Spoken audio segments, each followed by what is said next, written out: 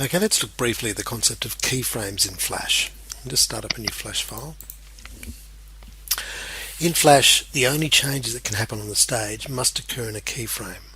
A keyframe is denoted by a little circle in the given frame. So here on frame 1 we've got a keyframe. Because it's an open circle, an empty circle, it means there's no content on the stage. If I was to draw some content on the stage, we'd notice that we get a filled circle. That shows us that there's content on the stage on that keyframe. You can't put content on anything that's not a keyframe. So if I go to frame 10 and I try and put maybe a couple of splodges on the stage, we see that the splodges appear, but not on frame 10.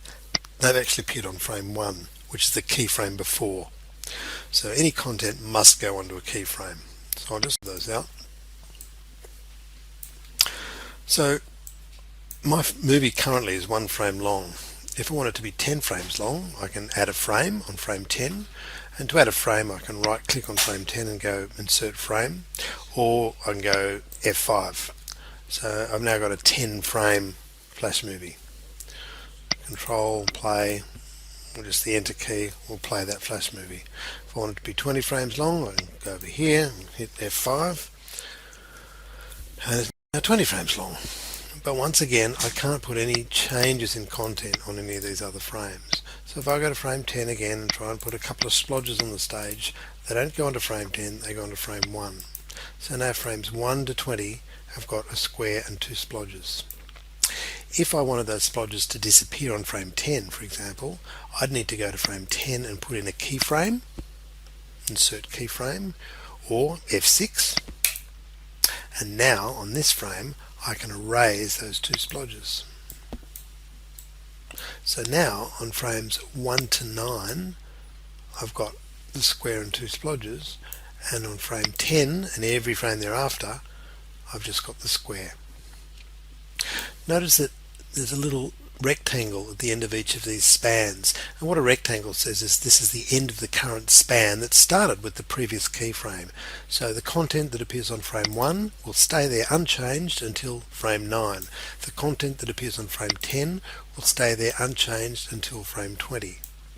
Now if I put a keyframe on frame 20, that will also copy the content from the previous keyframe. So every keyframe copies the content that was on the previous keyframe. So I'm just putting extra keyframes in. So now all of these frames have the same content except frames 1 to 9, which have the square and 2 splodges. So if I go to frame 15 and rub out part of the square, that rub out has actually occurred on frame 10 and will stay the same between frames 10 and 19, and the square will appear again on frame 20. So whatever's happening on these keyframes affects the span until the next keyframe. If I go to frame 25 and put in a keyframe and then delete my content, you'll notice that there's nothing on the stage, it's a blank keyframe, and that'll stay like that until the next keyframe, which I'd already locked the square into on frame 30. Or I could go to a given frame and say insert blank keyframe, which has the same effect.